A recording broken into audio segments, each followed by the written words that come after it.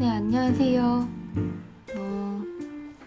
오늘도 위대한 개츠비 번역본을 읽어보도록 하겠습니다.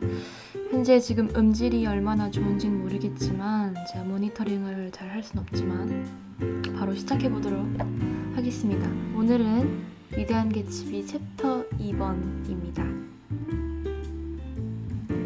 제 2장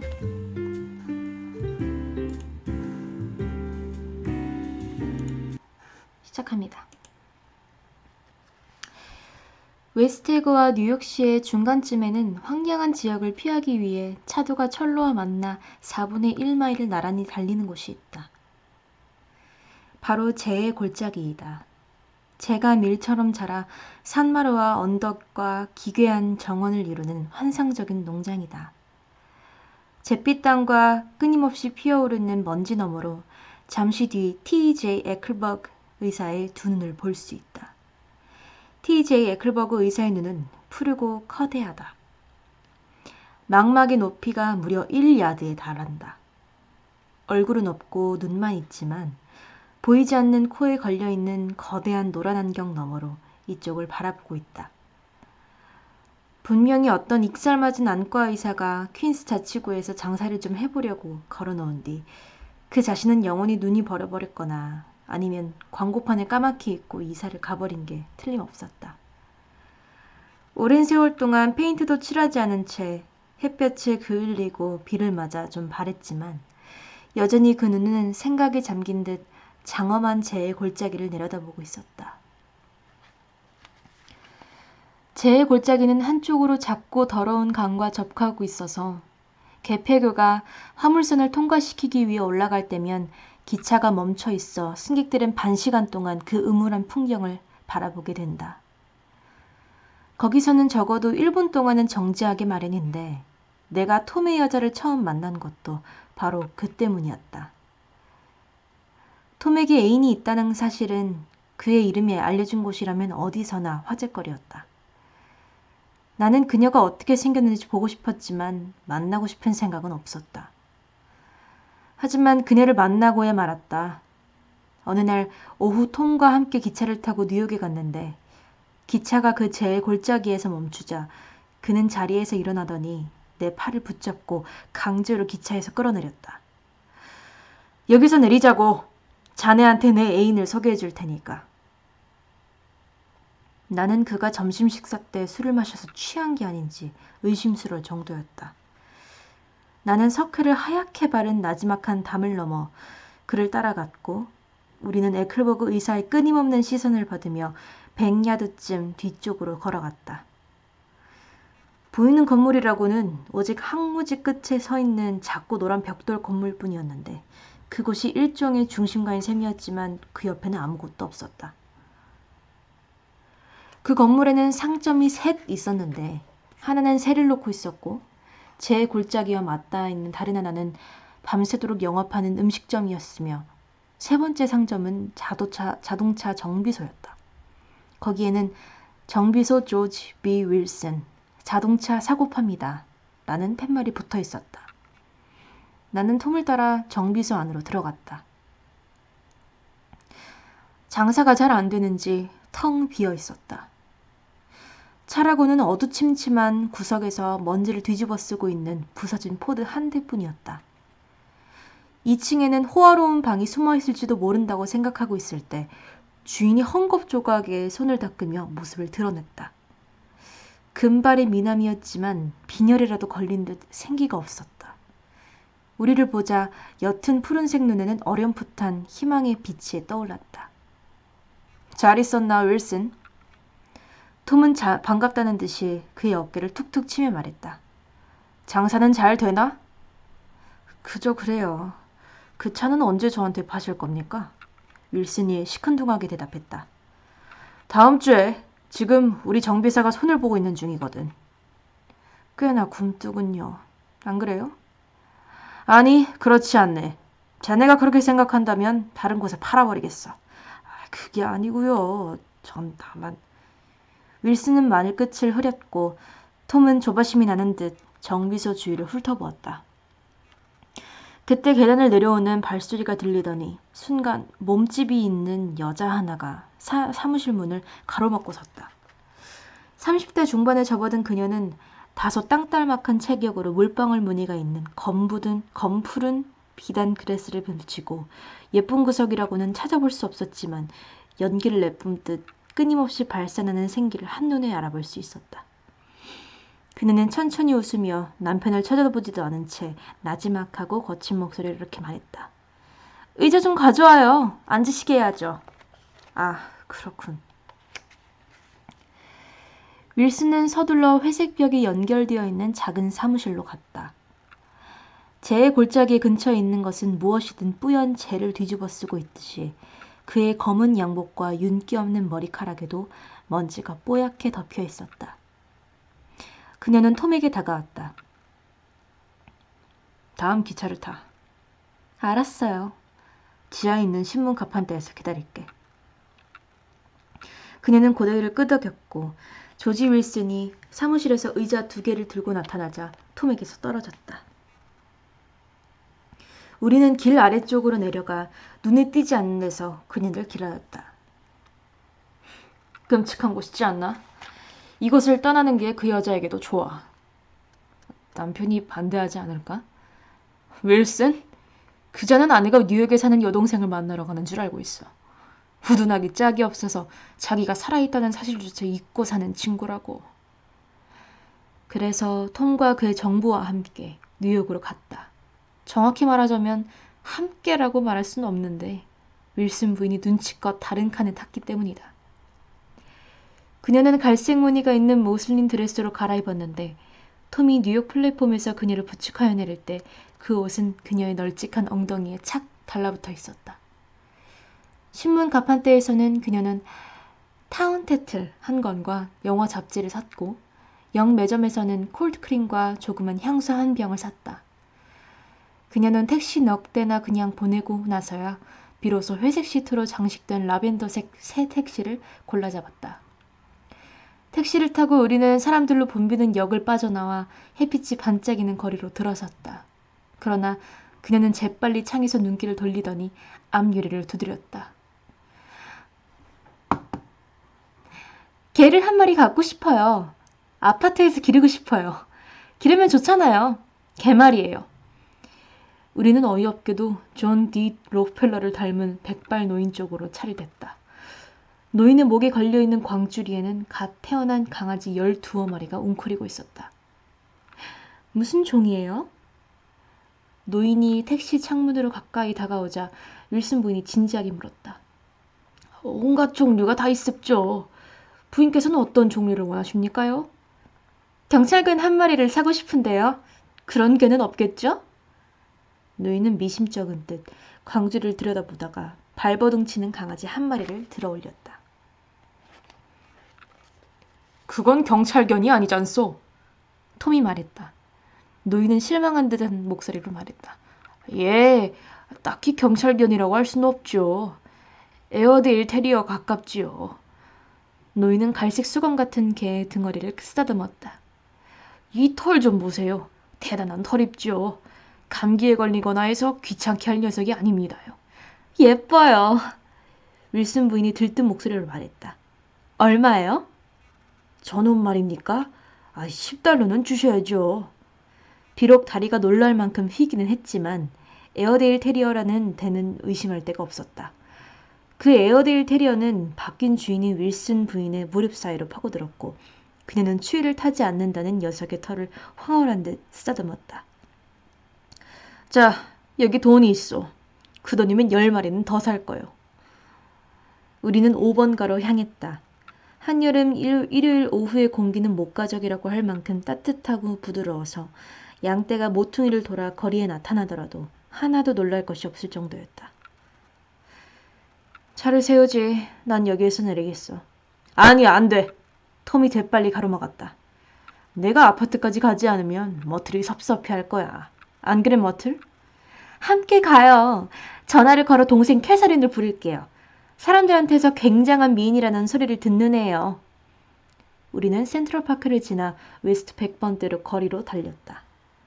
158번가에 이르자 택시는 흰 케이크처럼 길게 늘어서 있는 아파트 한쪽에 멈췄다.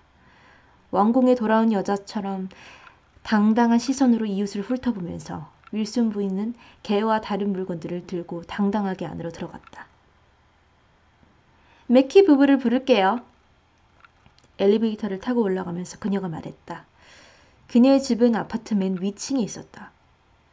작은 거실과 작은 식당, 그리고 목욕탕이 딸린 작은 침실 하나가 있었다. 거실에는 테피스트리를 씌운 가구가 문간까지 꽉 들어차 있었다. 거실에 비해 가구가 너무 커서 테피스트리에 넣은 베르사유 궁전의 정원에서 그녀를 타고 있는 부인들 그림에 걸려 넘어질 지경이었다. 톰은 옷장에서 위스키 한 병을 꺼내왔다. 나는 평생 술에 취한 적이 딱 2번 있는데 그 2번째가 바로 그날 오후였다. 8시가 지나도 방 안에는 밝은 햇살이 가득 차 있었지만 거기서 일어난 일들은 하나같이 희미하고 몽롱한 기억으로만 남아있다. 윌슨 부인은 톰의 무릎에 앉아서 몇 사람에게 전화를 걸었다. 나는 담배가 떨어져 길무통이에 있는 가게로 담배를 사러 나갔다. 돌아와 보니 그들은 보이지 않았고 나는 조용히 거실에 앉아 베드로라는 시몬을 읽었다. 내용이 형편없어서였는지 아니면 위스키 때문에 정신이 혼미해서였는지 모르겠지만 무슨 얘기인지 통 알 수가 없었다. 톰과 머틀이 다시 나타나자 손님들이 하나둘씩 도착하기 시작했다. 머틀의 여동생 캐서린은 30살쯤 된 날씬한 몸매의 성물 같은 여자로 숱이 많은 붉은 단발머리에 우윳빛 분을 바른 얼굴이었다. 눈썹을 뽑고 그 위에 좀 더 세련돼 보이도록 새로 그렸지만 뽑힌 자리에서 눈썹이 다시 돋아나는 바람에 얼굴이 다소 지저분해진 느낌이었다. 그녀가 움직일 때면 두 팔에 달린 헤아릴 수 없이 많은 독이 팔찌가 위아래로 흔들리며 끊임없이 짤랑거리는 소리를 냈다. 주인처럼 당당히 들어와서는 꼭 자기 집인 양 가구를 둘러보는 모습이 마치 이 집이 그녀의 것이 아닐까 하는 착각이 들 정도였다. 얼굴이 창백한 맥키 씨는 아래층 남자였다. 광대뼈에 흰 비누 거품 자국이 있는 것을 보아 방금 면도를 한 모양이다. 사람들에게 인사하는 태도가 무척 예의 바랐다. 그는 예술계에 종사하고 있노라고 말했는데 나중에야 그가 사진사라는 것을 알았다. 그의 아내는 예쁘기는 했지만 끔찍한 여자였다. 그녀는 남편이 결혼 후 127번이나 사진을 찍어주었다고 자랑스럽게 떠벌렸다. 막 옷을 갈아입은 윌슨 부인은 크림색 시폰으로 만든 야회복을 입고 있었다. 그녀가 그 옷으로 방 안을 쓸고 다니는 동안 계속 부스럭거리는 소리가 났다. 옷이 날개라더니 그 덕분에 인품이 마저 달라 보였다. 자동차 정비소에서 눈에 띄었던 강렬한 생명력은 상당한 거만함으로 바뀌었다. 그녀의 웃음, 몸짓, 말투는 시간이 지나면 지날수록 더욱 가식적으로 변했고 그렇게 부풀어 오를수록 방은 점점 더 비좁아지는 것만 같았다. 예, 캐서린! 그녀는 뽐내는 듯한 높고 큰 소리로 동생에게 말했다. 그런 사람들은 너를 속여 먹으려 들 거야. 그저 돈만 생각할 뿐이라고. 지난주에 내 발을 좀 봐달라고 하는 어떤 여자를 불렀는데 청구서를 보고는 맹장 수술이라도 받았나 싶었다니까. 그 여자 이름이 뭔데요? 맥키 부인은 물었다. 에버 하르트 부인이에요. 집집마다 돌아다니면서 발을 봐주는 여자죠. 입으신 옷이 참 근사하네요. 정말 훌륭해요. 맥키 부인이 말했다. 그러나 윌슨 부인은 경멸하듯 눈썹을 축혀 올리며 칭찬을 묵살해 보였다. 형편한 눈 한 옷이에요. 아무렇게나 입어도 괜찮을 때 가끔 걸치죠. 하지만 당신이 입으니까 아주 멋져요. 제 말이 무슨 뜻인지 아시잖아요. 맥키 부인이 계속 말했다. 만약 제 남편 체스터가 당신의 그런 자태를 잡아낸다면 그럴듯한 작품이 나올 거예요. 우리는 말없이 윌슨 부인을 쳐다보았고 그녀는 머리카락을 쓸어 올리고는 밝은 미소를 지으며 우리를 쳐다보았다. 맥키 씨는 한쪽으로 고개를 돌린 채 그녀를 주시하다가 손을 눈앞에서 앞뒤로 천천히 움직였다. 톰이 소리내어 하품하면서 자리에서 일어나면서 말했다. 맥키 부부가 마실 만한 게 있을 텐데 머틀, 얼음하고 탄산수를 더 가져오지. 모두들 자러 가겠다고 하기 전에 말이오. 심부름꾼한테 가져오라고 시켰어요. 한잔하고 난 뒤부터 윌슨 부인과 나는 서로 이름을 불렀다. 머틀은 하루층 사람들의 게으름에 낙담하면서 눈썹을 축혀 올렸다. 그런 사람들이란 늘 다그쳐야 한다니까요. 그녀는 나를 보더니 멋쩍은 미소를 지었다. 그러고 나서 강아지에게 열렬히 입을 맞추더니 12명의 의류사가 자기 명령을 기다리고 있다고 넌지시 말하면서 부엌으로 갔다. 전 롱아일랜드에서 멋진 사진들을 찍었습니다. 맥키 씨가 단호하게 말했다. 톰은 멍하니 그를 쳐다보았다. 그중 둘은 액자에 끼워 아래층에 걸어놓았죠. 뭐가 둘이라는 거요? 톰이 물었다. 두 작품 말입니다. 몬턱 포인트 갈매기와 몬턱 포인트 바다라고 이름을 붙였죠. 머틀의 동생 캐서린은 내 옆에 긴 의자에 앉았다. 당신도 롱 아일랜드에 사세요? 그녀가 물었다. 웨스터에그에 살고 있습니다. 정말이에요? 한 달쯤 전에 거기서 열린 파티에 갔었는데 гэт스비라는 사람이 집에 말이에요. 혹시 그분을 아세요? 바로 옆집에 살고 있죠. 하, 그분은 비렐름 광제의 조카인가 사촌인가 된다 하더라고요. 그분의 돈이 다 거기서 나온다죠? 정말입니까? 전 그 사람이 무서워요. 그 사람한테는 아무것도 신세지고 싶지 않아요. 그때 맥키 부인이 갑자기 캐서린을 가리키며 말하는 바람에 귀에 솔깃한 정보는 거기에서 멈춰버렸다. 여보, 내 생각엔 당신이 괜찮은 작품을 만들 수 있을 것 같아요. 하지만 맥키 씨는 귀찮다는 듯이 고개를 끄덕이고 톰을 향해 말했다. 할 수만 있다면 롱아일랜드에서 좀 더 일하고 싶어요. 머틀한테 한번 부탁해 보시죠. 톰은 이렇게 말하고는 머틀이 쟁반을 들고 들어오자 큰 소리로 웃음을 터뜨렸다. 이 사람이 당신에게 소개장을 써줄 거예요. 머틀, 안 그래? 뭘 써준다고요? 그녀가 놀라서 물었다. 당신 남편을 모델로 작품을 만들 수 있도록 맥키를 소개하는 편지를 써주라고. 그가 제목을 짓는 동안 그의 입술이 잠시 말없이 움직였다. 정비소의 조지 B. 윌슨이나 그 비슷한 제목으로 말이야. 캐서린은 내 가까이로 오더니 귓속말로 속삭였다. 두 사람 다 자기 배우자를 못마땅해요.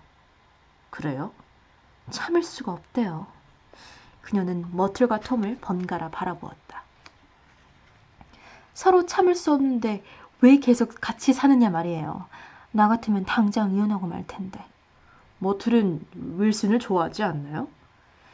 이 물음에 대한 답은 뜻밖이었다. 우리말을 엿듣고 있던 머틀이 직접 그렇다고 대답한 것이다. 캐서린은 의기양양하게 말했다. 그것 보세요. 두 사람을 떼어놓고 있는 건 사실상 톰의 부인이에요. 그 여자는 가톨릭 신자라는데 가톨릭에서는 이혼을 허락하지 않잖아요. 데이지는 가톨릭 신자가 아니었기 때문에 나는 이 그럴듯한 거짓말에 약간 충격을 받았다. 두 사람이 결혼을 하면요. 캐서린이 말을 이었다. 잠잠해질 때까지 잠시 서부에 가서 살 거래요. 유럽으로 가는 게 더 나을 텐데요. 아, 유럽을 더 좋아하세요? 그녀는 놀라서 소리쳤다. 전 몬테카를로에서 얼마 전에 돌아왔어요. 바로 작년에요. 친구들과 함께 갔었죠. 오래 있었나요? 아니요, 그냥 몬테카를로에만 갔다가 곧장 돌아왔어요. 마르세유를 거쳐서 갔죠. 우리는 출발할 때 1200달러를 넘게 갖고 갔는데 개인 도박장에서 이틀 만에 몽땅 잃었어요. 돌아올 때 얼마나 고생을 했는지 몰라요. 맙소사, 그놈의 도시락엔 진절머리가 나요. 늦은 오후에 하늘이 한순간 지중해의 푸른 바다처럼 창문에 화려하게 비쳤다. 바로 그때 맥키 부인이 날카로운 목소리 때문에 정신이 번쩍 들어 방 안으로 시선을 돌렸다. 저도 자칫 실수를 할 뻔했어요. 몇 년 동안 저를 따라다니던 키 작은 유대인과 결혼할 뻔했거든요. 모두들 저한테 루시엘, 넌 그 남자에게 너무 아까워. 이렇게 말하더군요. 하지만 제가 체스터를 만나지 못했더라면 분명히 그 남자가 절 차지했을 거예요. 그래요. 하지만 내 말 좀 들어봐요. 적어도 당신은 그 남자와 결혼하진 않았잖아요. 머틀이 고개를 위아래로 끄덕이면서 말했다. 그래요. 안 했죠. 하지만 나는 결혼했어요. 머틀이 모호하게 말했다. 그게 당신 경우와 내 경우의 차이죠. 언니는 왜 그 사람과 결혼한 거야? 강요하는 사람은 아무도 없었는데 말이야. 머틀이 잠시 생각에 잠겼다.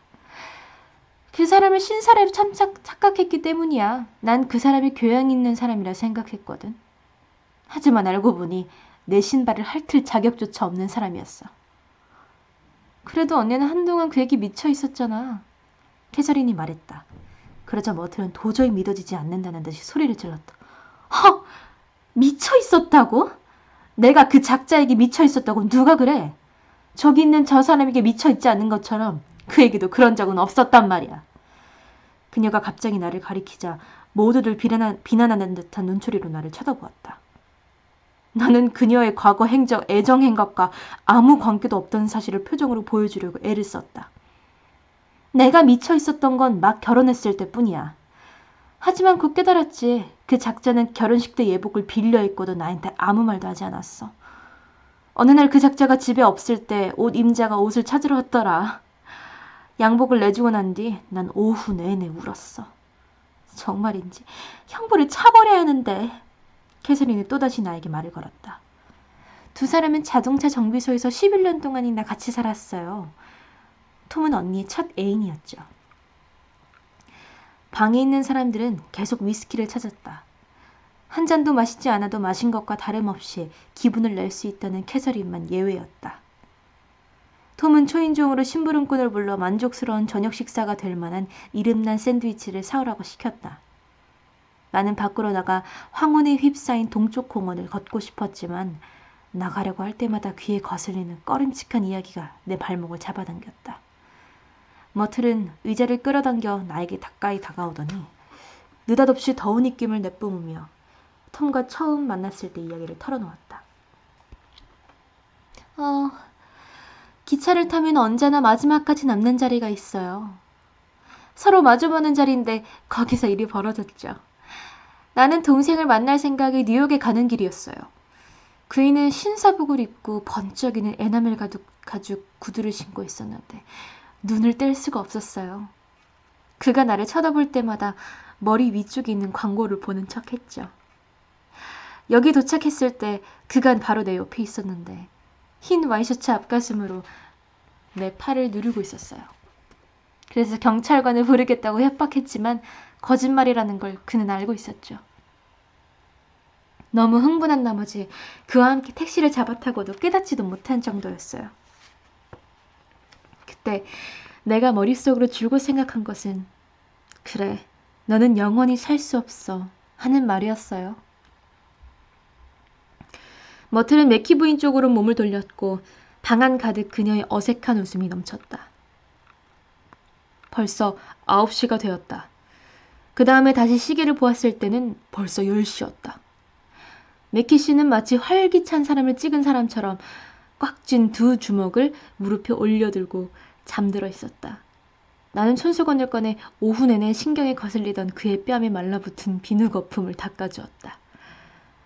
강아지는 탁자에 앉아 담배 연기 자욱한 방 안을 둘러보면서 이따금 작은 소리로 끙끙거렸다.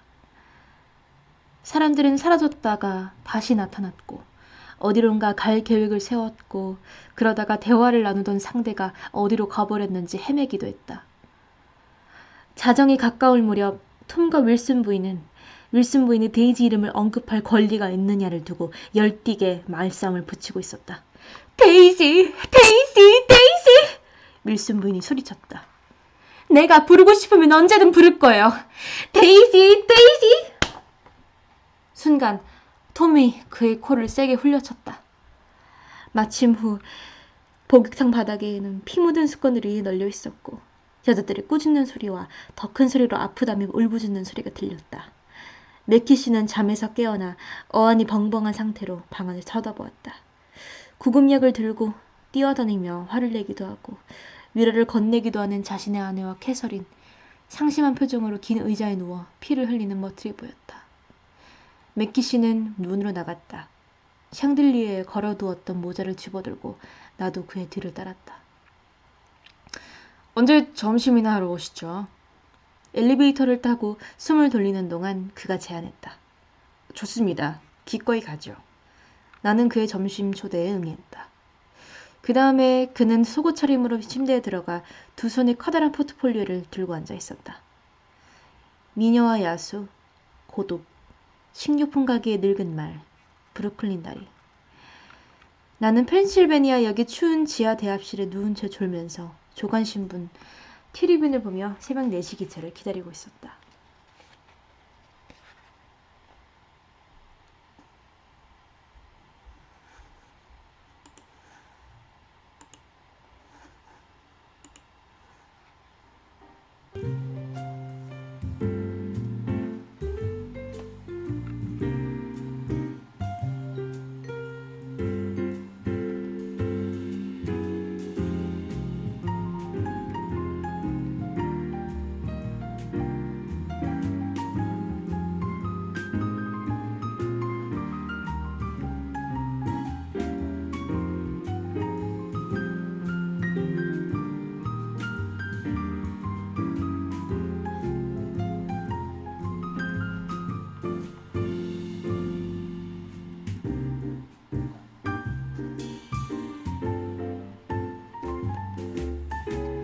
이제부터는 번역본이 아닌 영어 원서로 저번부터 읽지 못했던 18쪽부터 읽어보도록 하겠습니다.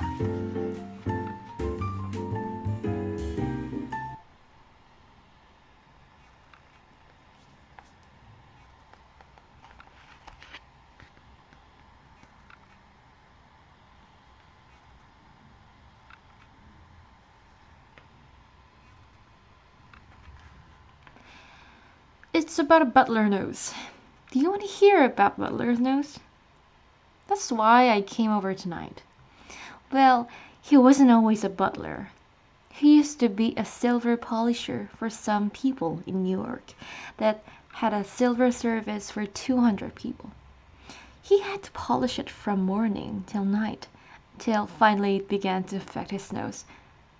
Things went from bad to worse, suggested Miss Baker. Yes, things went from bad to worse, until finally he had to give up his position. For a moment, the last sunshine fell with romantic affection upon her glowing face. Her voice compelled me forward breathlessly as I listened. Then the glow faded, each light deserting her with lingering regret, like children leaving a pleasant street at dusk. The butler came back and murmured something close to Tom's ear, whereupon Tom frowned, pushed back his chair, and without a word went inside.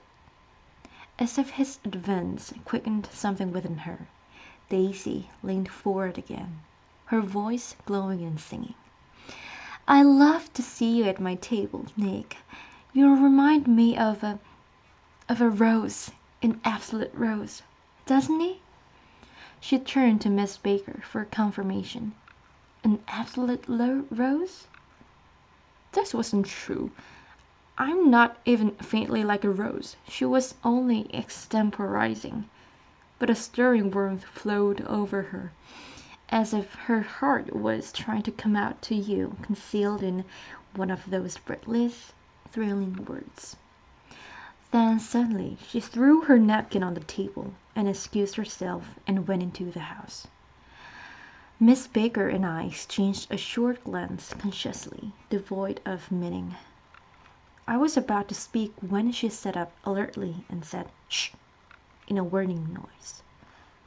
A subdued, impassioned murmur was audible in the room beyond, and Miss Baker leaned forward unashamed, trying to hear. The murmur trembled on the verge of currents, sank down, mounted excitedly, and then ceased altogether.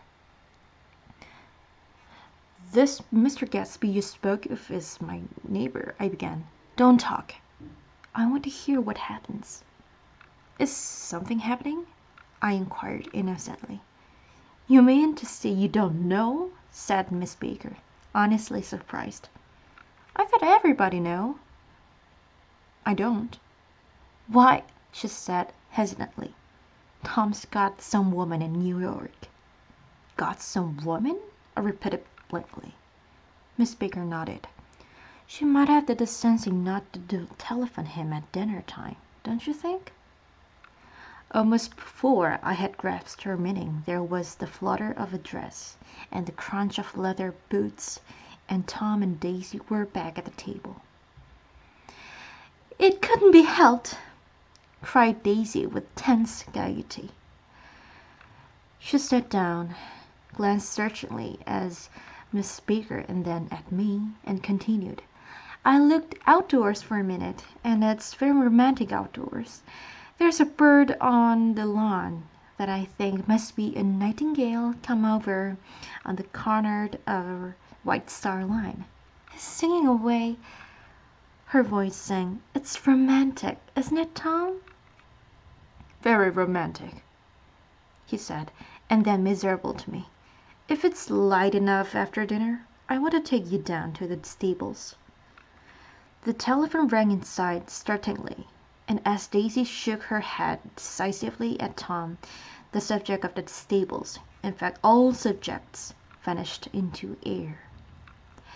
Among the broken fragments of the last 5 minutes at table, I remember the candles being lit again, pointlessly, and I was conscious of wanting to look squarely at everyone and yet to avoid all eyes.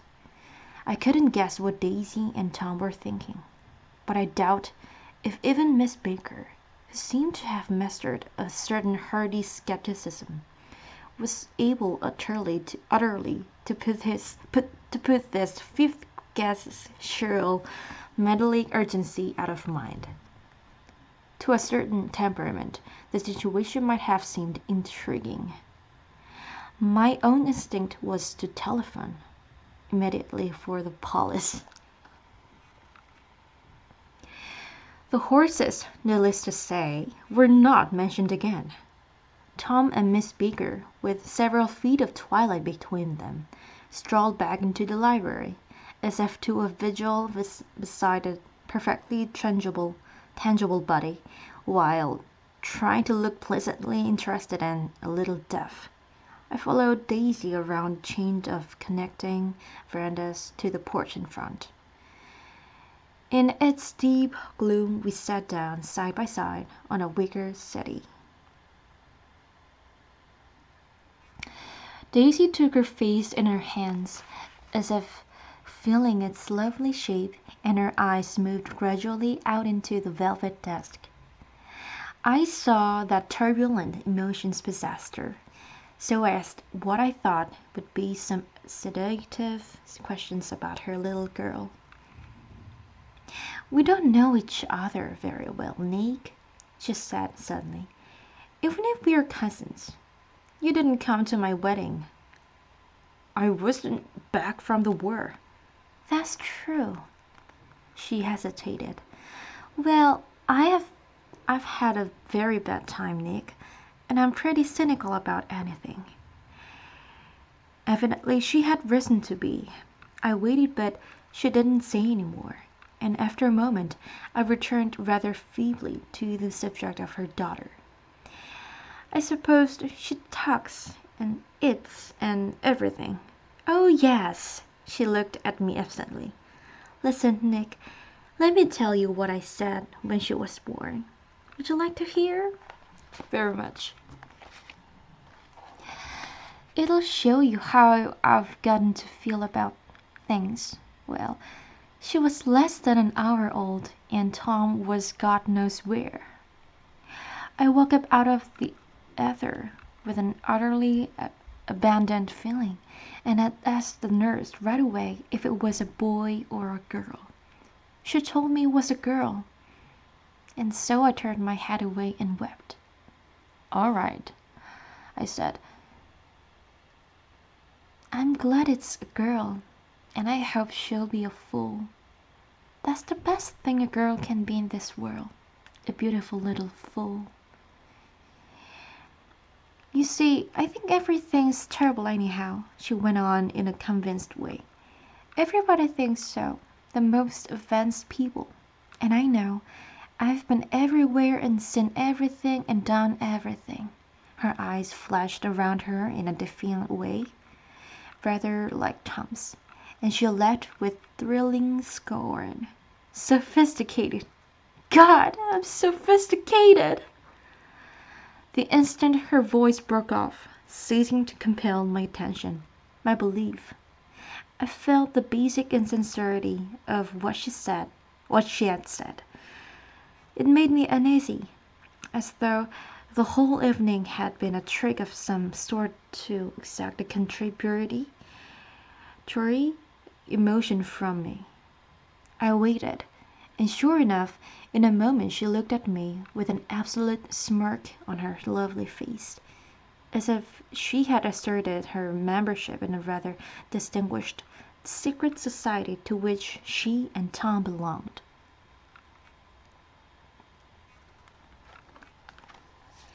Inside, the crimson room bloomed with light. Tom and Miss Baker sat at either end of a long couch, and she read aloud to him for the Saturday Evening Post, the words, murmurous and uninflected, running together in a soothing tune. The lamplight, bright on its boots and dull on the autumn leaf yellow of her hair, glinted along the paper as she turned the page with a flutter of slender muscles in her arms. When we came in, she held us silent for a moment with a lifted hand. "To be continued," she said, tossing the magazine on the table. "In our very next issue." Her body asserted itself with a restless movement of her knee, and she stood up. 10 o'clock, she remarked, apparently finding the time on the ceiling. "Time for this good girl to go to bed." "Jordan's going to play in the tournament tomorrow," explained Daisy, "over at Westchester." "Oh, you're Jordan Baker." I knew now why her face was familiar. Its pleasing contemptuous expression had looked out at me from many rotogravure pictures of the sporting life at Asheville and Hot Springs and Palm Beach. I had heard some story of her too, a critical, unpleasant story, but what it was I had forgotten long ago. "Good night," she said softly. "Wake me at 8, won't you? If you'll get up." "I will. Good night, Mr. Carroway. See you anon." "Of course you will. Of course you will," confirmed Daisy. "In fact, I think I'll arrange a marriage. Come over often, Nick, and I'll sort of fling you together. You know, lock you up accidentally in linen closets and push you out to sea in a boat, and all that sort of thing." "Good night," called Miss Baker from the stairs. "I haven't heard a word." "She's a nice girl," said Tom after a moment. "They oughtn't to let her run around the country this way." "Who oughtn't to?" inquired Daisy coldly. "Her family." "Her family's one aunt about 1,000 years ago. Besides, Nick's going to look after her. Aren't you, Nick? She's going to spend lots of weekends out here this summer. I think the home influence will be very good for her." Daisy and Tom looked at each other for a moment in silence. "Is she from New York?" "From Louisville. Our white girlhood was passed together there. Our beautiful white—" "Did you give Nick a little heart-to-heart talk on the veranda?" demanded Tom suddenly. "Did I?" She looked at me. "I can't seem to remember, but I think we talked about the Nordic race." "Yes, I'm sure we did. It sort of crept up on us, and first thing you know—" "Don't believe everything you hear, Nick," he advised me. I said lightly that I had heard nothing at all, and a few minutes later I got up to go home. They came to the door with me and stood side by side in a cheerful square of light. As I started my motor, Daisy peremptorily called, "Wait!" I forgot to ask you something, and it's important. We heard you were engaged to a girl out west. That's right, corroborated Tom kindly. We heard that you were engaged. It's a libel. I'm too poor. But we heard it, insisted Daisy, surprising me by opening up again in a flower-like way. We heard it from 3 people, so it must be true. Of course, I knew what they were referring to, but I wasn't even vaguely engaged. The fact that gossip had published the banns was one of the reasons I had come east.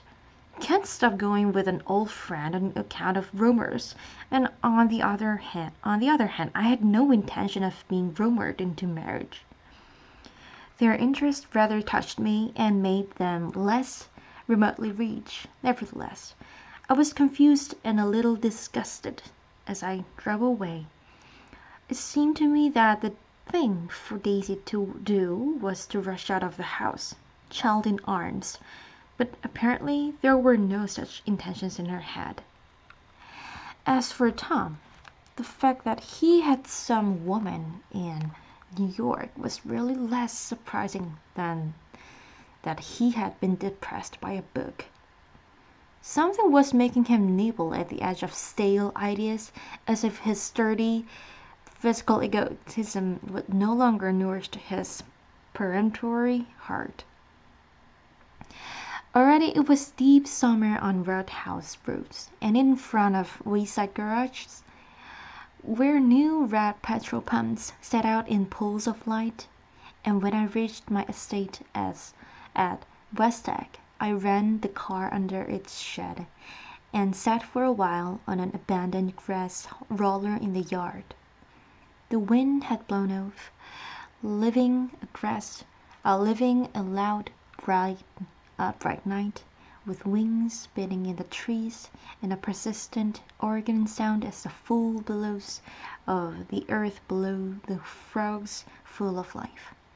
The silhouette of a moving cat wavered across the moonlight, and, turning my head to watch it, I saw that I was not alone.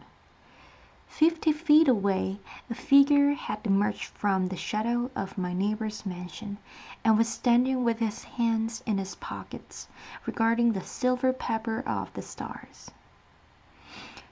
Something in his leisurely movements and the secure position of his feet upon the lawn suggested that it was Mr. Gatsby himself, come out to determine what share was his of our local heavens. I decided to call to him. Miss Baker had mentioned him at dinner, and that would do for an introduction. But I didn't call to him, for he gave a sudden intimation that he was content to be alone. He stretched out his arms toward the dark water in a curious way, and far as I was from him, I could have sworn he was trembling. Involuntarily I glanced seaward, and distinguished nothing except a single green light, minute and far away, that might have been the end of a dock. When I looked once more for Gatsby, he had vanished, and I was alone again in the unquiet darkness.